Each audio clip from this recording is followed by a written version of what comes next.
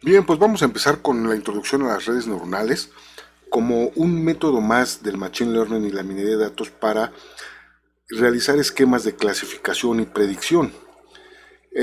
Posteriormente, en el siguiente video estaremos hablando sobre el entrenamiento de las redes neuronales, cómo funciona el backpropagation y el gradiente decreciente, y luego haremos un ejemplo más bien con Python de una red neuronal sencilla, y posteriormente en un siguiente video estaremos trabajando con TensorFlow a través de Keras para crear una red neuronal ya en aprendizaje profundo, lo que es Deep Learning, para resolver ya un problema más complejo. En este primer video pues estamos empezando con los conceptos básicos sobre la neurona, las funciones de activación o transferencia, cómo trabaja la red neuronal y cómo aprende la red neuronal.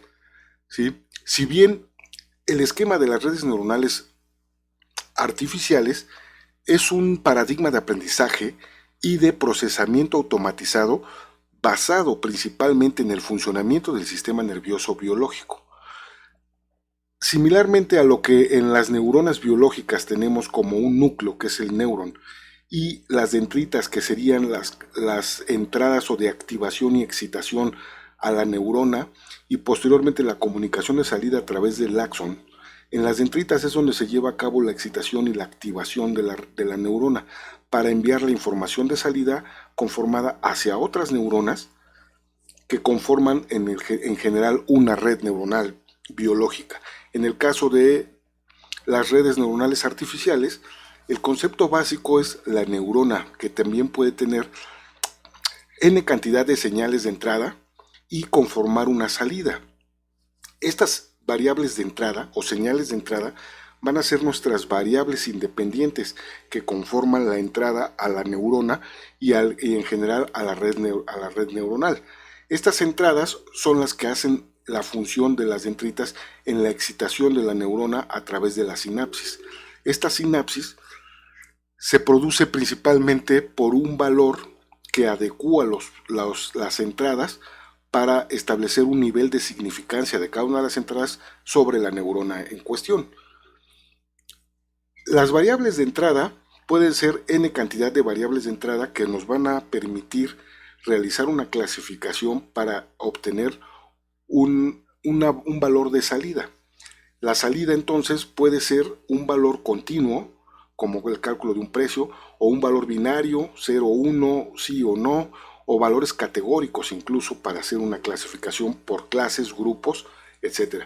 En los primeros casos, valores continuos o binarios podrían utilizarse para hacer una predicción. La parte de la sinapsis, como decía, está en función de ciertos valores que van a modificar la significancia que tiene cada una de las entradas hacia la neurona. Y esto es lo que le da peso a la entrada o a una entrada correspondiente con respecto a la neurona. Por lo tanto, estas variables las conocemos como los pesos o los pesos sinápticos. En la neurona, en el núcleo de la neurona, se lleva a cabo entonces el procesamiento. Y este procesamiento consiste en un primer paso en el producto de cada uno de los pesos por su correspondiente entrada, o de cada una de las entradas por su correspondiente peso y la suma de ese producto de todas las entradas, para todas las entradas. En el segundo paso, entonces, enviamos este valor resultante de la sumatoria del producto de la entrada por su peso a una función. Esta función va a adecuar la salida de acuerdo a como queremos para el problema en cuestión. Y en un tercer paso, pues vamos a obtener la salida ya adecuada al valor que necesitamos. En ese sentido, una red neuronal se va a componer ya de unidades conocidas, unidades básicas como neuronas, que están interconectadas entre sí para cumplir un objetivo específico. Cada neurona recibe un conjunto de entradas a través de las interconexiones y va a producir una salida. La salida, entonces, está dada principalmente, como veíamos, por tres funciones. En primer lugar, tenemos la función de propagación o función de excitación, que consiste en la suma de los valores de cada entrada por su peso correspondiente o su peso de interconexión.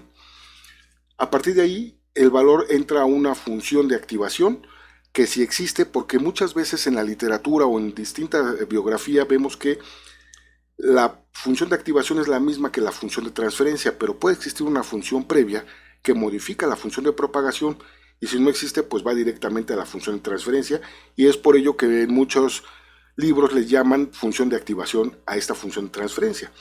Y aquí se aplica al valor devuelto por la función principal, ya sea de propagación o activación, para acotar la salida de la neurona y con ello darle una interpretación deseada a la salida. Una red neuronal entonces está conformada por un grupo de neuronas que están interconectadas y que colaboran entre sí para obtener un objetivo en común o producir un estímulo a la salida.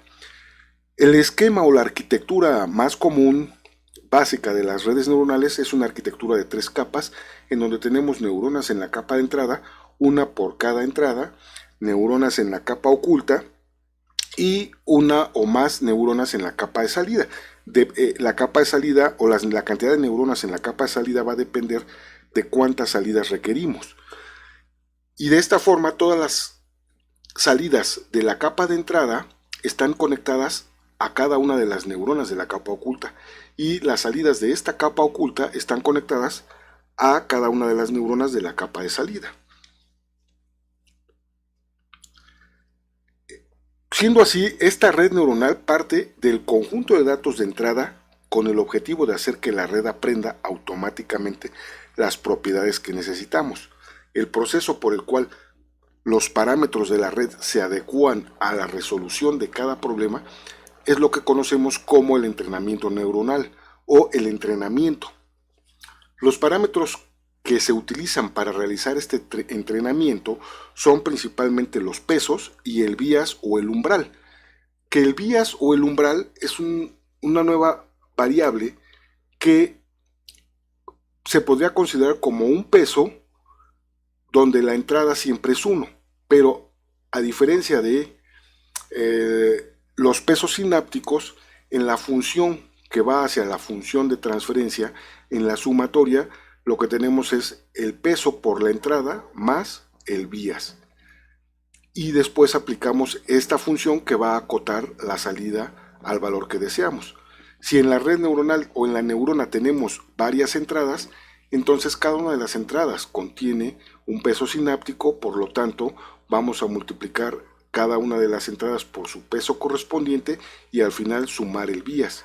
En una notación donde lo representamos como una matriz de pesos, entonces la W es mayúscula por representar o considerar que es una matriz por un vector más un escalar. Y esto es lo que entra a la función que va a acotar la salida. Si tenemos varias capas, entonces cada una de las entradas a cada neurona tiene sus pesos sinápticos y sus propios vías, cada una de sus neuronas, que conforman para cada capa la misma función o el mismo esquema funcional.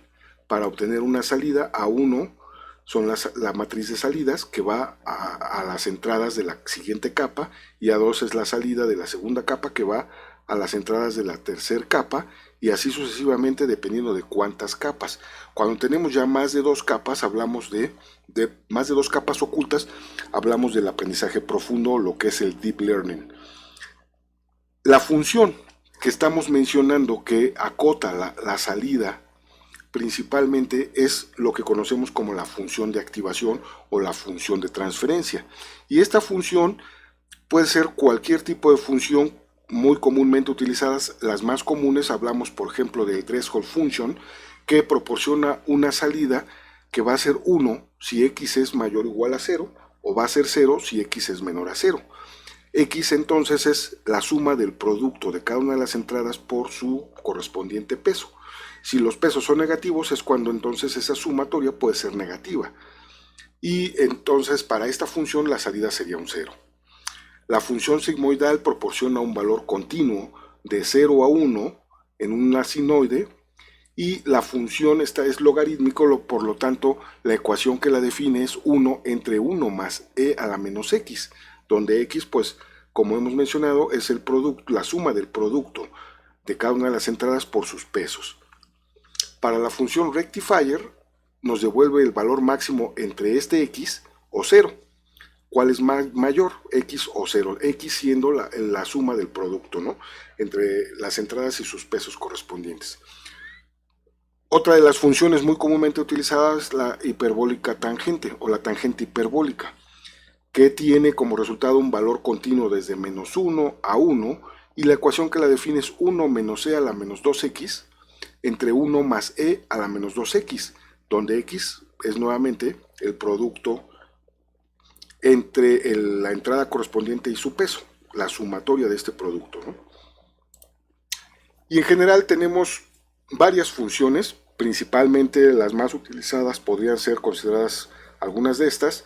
Siempre una de las más utilizadas es la función sigmoidal, la tangente hiperbólica o una función lineal donde la salida es igual a la entrada. Y en esta columna tenemos el icono que la representa de acuerdo al valor que nos está proporcionando la salida y el nombre de la función correspondiente en MATLAB, por ejemplo. Entonces, el esquema de la función de transferencia no va a ser único para toda la red neuronal. Cada una de las capas podría tener una función distinta. Aquí, por ejemplo, la capa oculta está utilizando la función rectifier y la capa de salida la función sigmoidal. Todo depende de la salida que deseamos o cómo queremos conformar la salida. Si, por ejemplo, quisiéramos estimar el valor actual de una propiedad, su precio, considerando como variables el área en pies cuadrados o metros cuadrados de dicha propiedad, la cantidad de habitaciones que contiene, la distancia en millas o en metros o en kilómetros al centro de la ciudad y la edad de la construcción de esta vivienda, podrían ser variables utilizadas para estimar el valor de venta de esta propiedad. Obviamente, si estos valores están en diferentes escalas, podría ser necesario antes de entrar a la red neuronal hacer un ajuste de escalas para estas variables. Y si utilizamos nada más una neurona, entonces cada una de las variables estaría conformada con su peso sináptico y el precio sería igual a la suma de cada una de las entradas de cada uno de los valores, el área de la vivienda, o el área de construcción, o el área total, el número de habitaciones, la distancia y la edad, por su peso correspondiente, ¿no? O, dado que el problema podría no ser lineal, una neurona no sería suficiente para poder cumplir con este objetivo.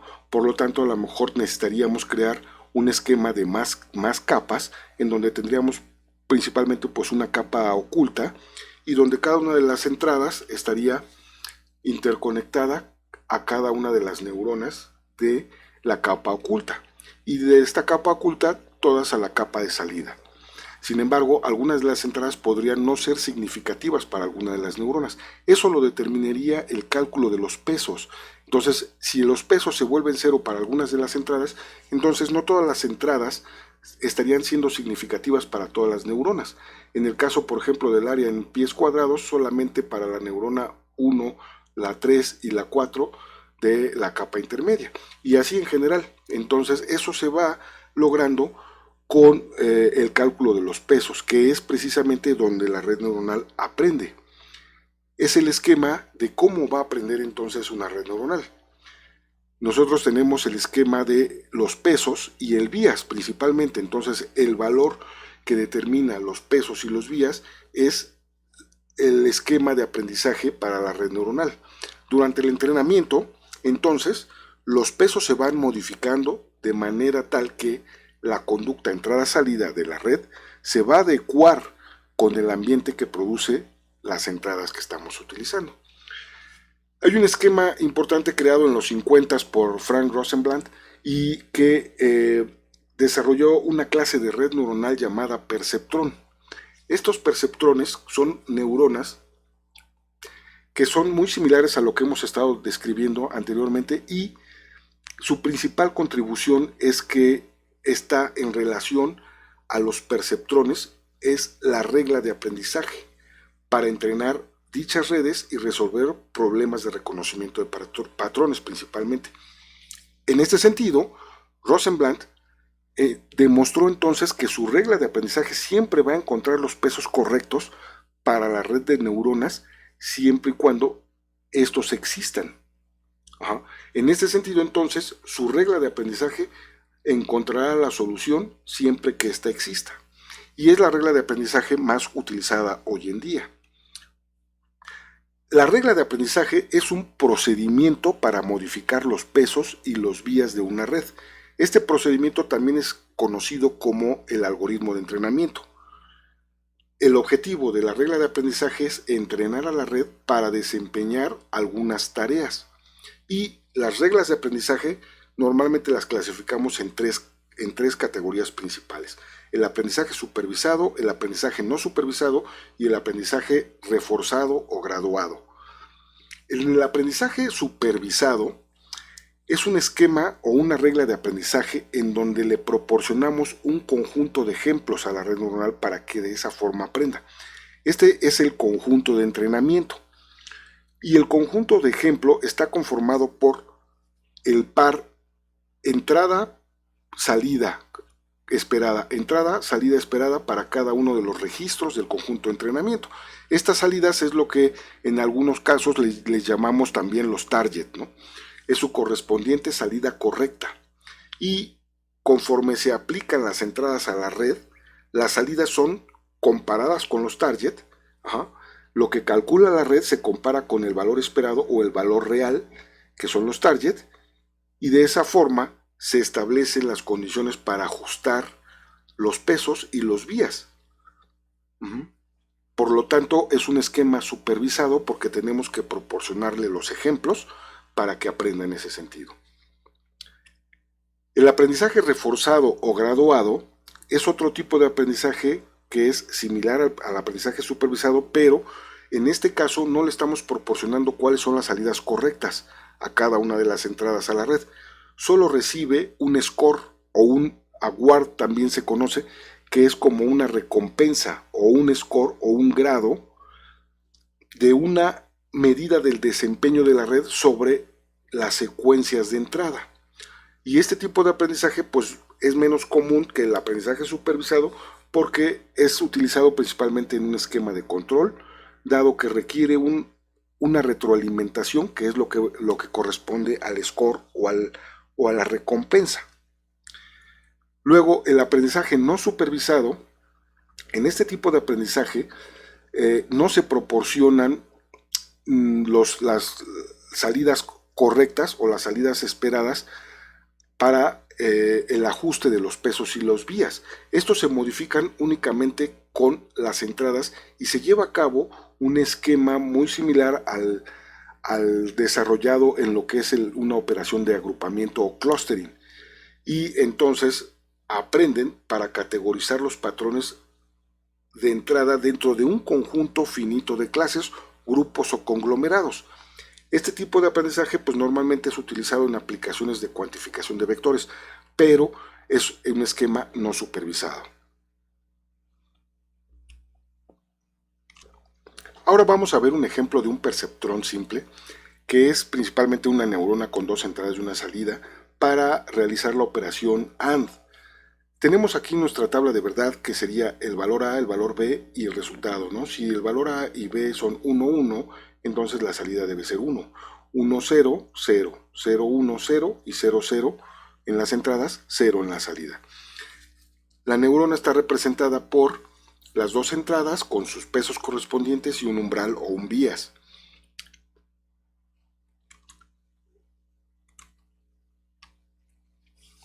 Luego, si en la salida el cálculo tendría que ser la entrada 1 por su peso, por el peso 1, más la entrada 2 por el peso 2, más 1 por el umbral, y esto estaría acotado por una función de activación.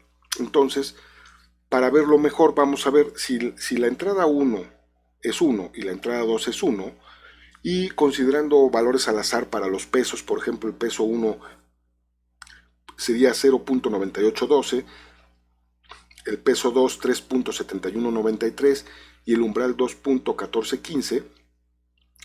Entonces, al sustituir estos valores en la ecuación, tenemos que la salida va a ser una función del valor 6.842. Podríamos entonces ajustar una función de activación de la siguiente forma, que si el valor que obtenemos del producto y la sumatoria es mayor a 0, entonces retorne 1, y de lo contrario retorne 0. Entonces, para el caso de las entradas 1, 1, la salida es 6.84 y al pasarla por la función nos devuelve 1. Entonces es el valor que requerimos para esa primera entrada. Si probamos esos pesos con la segunda entrada, con 1, 0, la entrada 1 y la entrada 1 es 1 y la entrada 2 es 0, entonces al sustituir los valores tenemos que la salida va a ser 3.14, utilizando la misma función que teníamos, entonces nos va a devolver 1, es decir, si es mayor a 0 es 1 y si no es 0. Pues nos devuelve 1, entonces este valor no es correcto para la segunda entrada, porque en la operación AND 1, 0, su salida debe ser 0.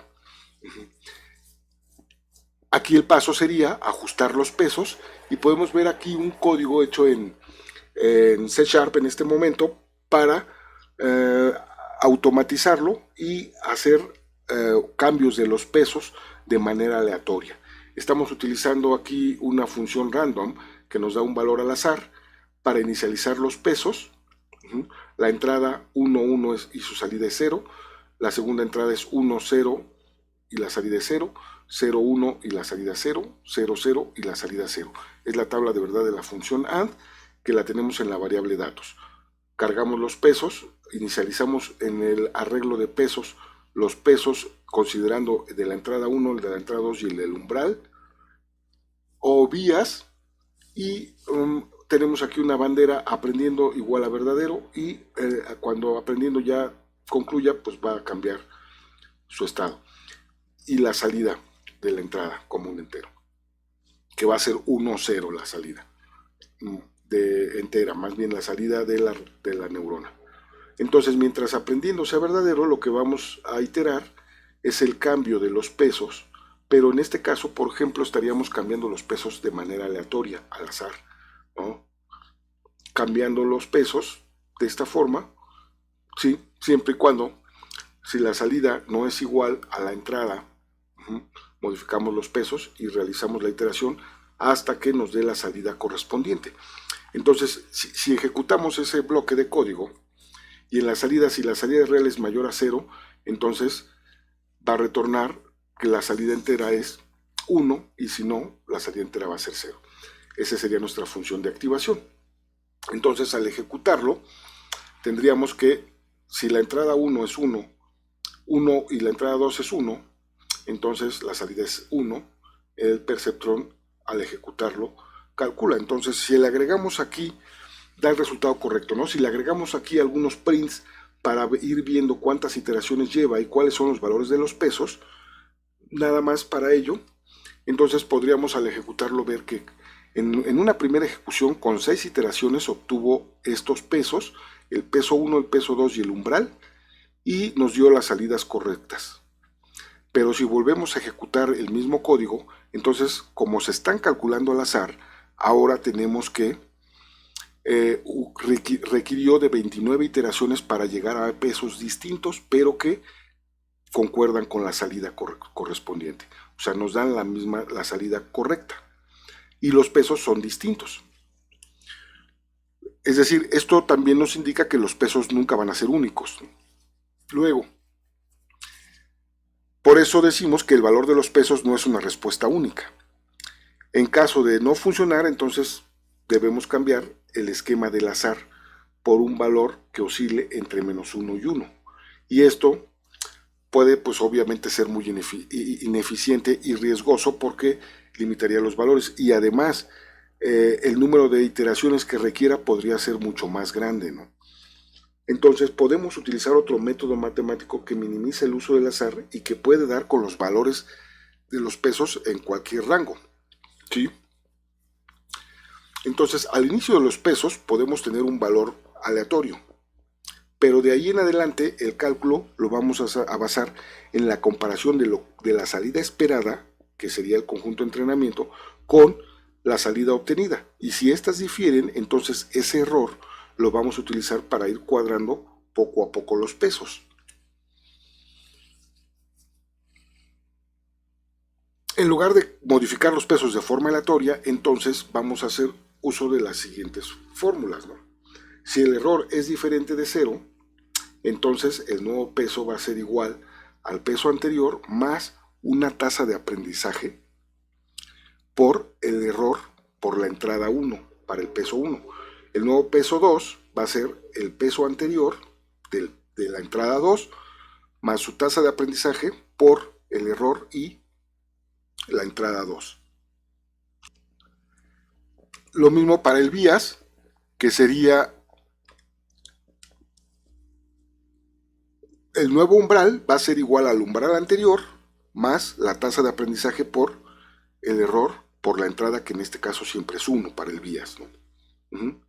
Entonces, esta tasa de aprendizaje es un valor constante de tipo real y que va entre 0 y 1 sin ser 0 ni ser 1. Si lo incorporamos en el código, entonces de manera inicial los pesos obtendrían un valor aleatorio, también igual que al principio. Luego, en la tasa de aprendizaje le damos un valor de 0.3. Y en las iteraciones vamos aumentando también pues, las iteraciones para poder imprimir cuántas iteraciones llevó a cabo y vamos a ajustar los pesos comparando la salida real con la salida real del cálculo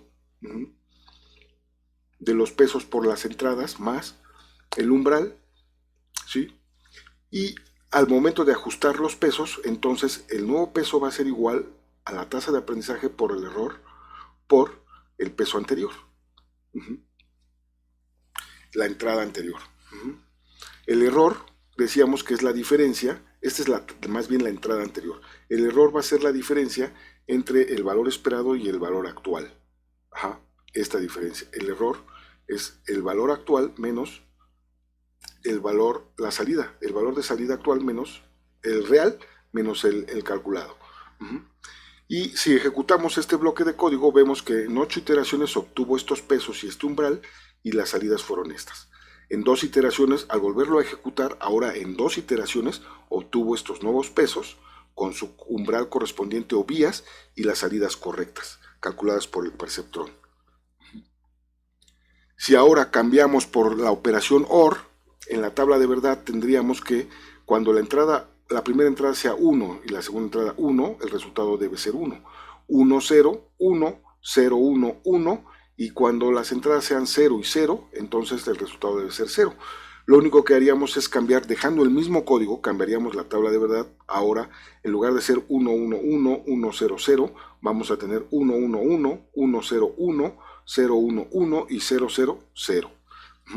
Volvemos a ejecutar el mismo código y ahora con 3 iteraciones obtuvo estos pesos y este umbral para dar las respuestas correctas. Entonces este esquema funcionaría para ambos casos, la operación AND y la operación OR, sin modificar ya el código, con ese esquema de ajuste de los pesos. Este esquema de ajuste de los pesos lo vamos a ver en el siguiente video y es precisamente el gradiente decreciente con el backpropagation.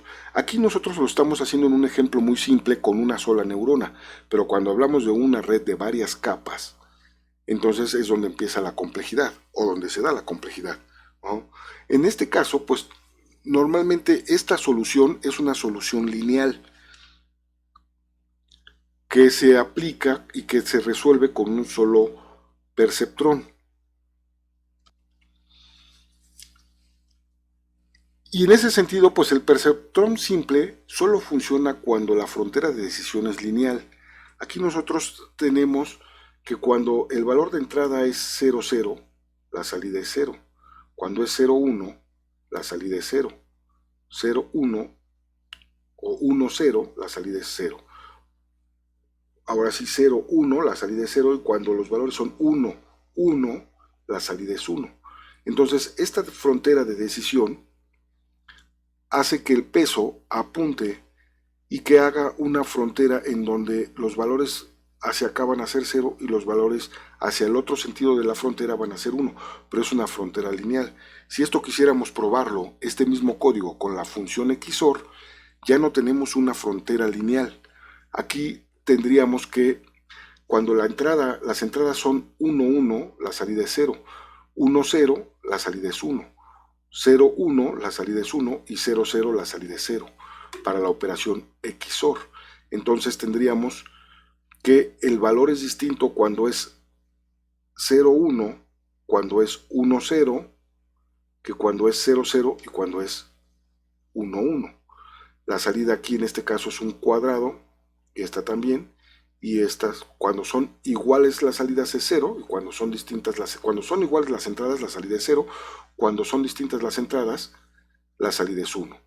Entonces aquí tenemos ahora dos fronteras de decisión, o un esquema en el que la frontera de decisión no es lineal, y para poder resolver este problema necesitaríamos utilizar entonces una red neuronal de más de una capa, o de dos capas, por lo menos, para poder resolver el problema del XOR. Aquí en este sentido, la primera capa estaría separando las dos fronteras y la tercera capa haría una operación AND para obtener el resultado de la operación XOR. Entonces tendríamos dos esquemas porque hay dos fronteras de decisión. En la primera capa separaría las dos y en la segunda capa haría un AND para obtener el resultado correcto de la operación XOR. Estas serían las dos fronteras limitadas. Estos valores fuera de esta frontera son 1 o 0 y estos son 1. Veremos entonces en el siguiente video los detalles sobre el entrenamiento de la red neuronal utilizando backpropagation y el gradiente decreciente.